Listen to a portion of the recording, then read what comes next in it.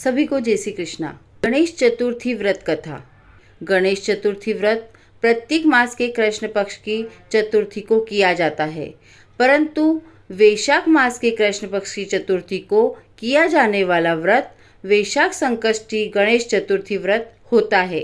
भविष्य पुराण में भी कहा गया है, जब मन संकटों से घिरा हुआ लगे तब गणेश चतुर्थी का व्रत करें। इस व्रत से समस्त कष्ट दूर होते हैं और धर्म, अर्थ, मोक्ष, विद्या, धन व आरोग्य की प्राप्ति होती है। गणेश चतुर्थी व्रत पूजन विधि। वैशाख माह की कृष्ण पक्ष चतुर्थी को गणेश जी की पूजा की जाती है।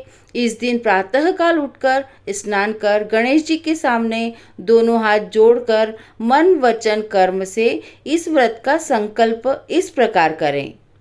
हे गणेश जी, मैं आपका चतुर्थी व्रत करने का संकल्प लेती हूँ।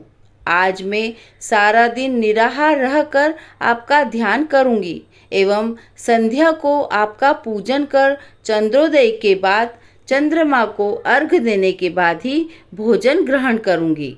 संकल्प के बाद पूरे दिन गणेश जी का ध्यान करें।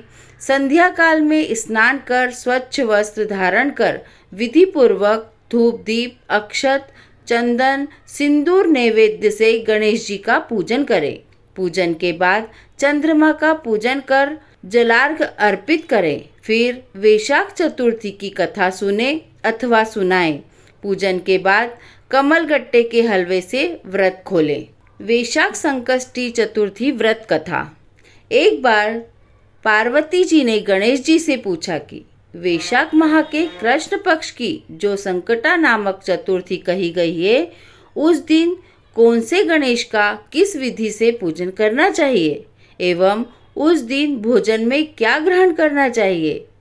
तब श्री गणेश जी ने उत्तर में कहा, हे जगत माता, वैशाख कृष्ण चतुर्थी के दिन वक्रतुंड नामक गणेश जी की पूजा कर भोजन में कमल गट्टे का हलवा आहार में लेना चाहिए। हे जगजननी, द्वापर युग में राजा युधिष्ठिर ने इस प्रश्न को पूछा था। तब उत्तर में भगवान श्री कृष्ण ने कहा था कि मैं उसी व्रत का वर्णन करता हूँ, आप श्रद्धापूर्वक सुने। श्री कृष्ण बोले, हे राजा युधिष्ठिर, इस कल्याणदात्री चतुर्थी का व्रत जिसने किया और उसे जो फल प्राप्त हुआ, मैं उसे कह रहा हूँ। प्राचीन काल में रंतिदेव नामक प्रतापी राजा हुए, जो कि शत्रुओं के विनाशक थे।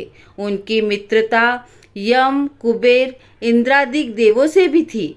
उन्हीं के राज्य में धर्म केतु नामक एक ब्राह्मण रहता था। उसकी दो स्त्रियां थीं, एक का नाम सुशीला और दूसरी का नाम चंचला था। सुशीला नित्य ही कोई न कोई व्रत किया करती थी। फलतः उसका शरीर बहुत ही दुर्बल हो गया था और इसके विपरीत चंचला कभी भी कोई व्रत उपवास नहीं करती थी, अपितु भरपेट भोजन किया करती थी। इधर सुशीला को सुंदर लक्षणों वाली एक कन्या और उधर चंचला को एक पुत्र रत्न की प्राप्ति हुई।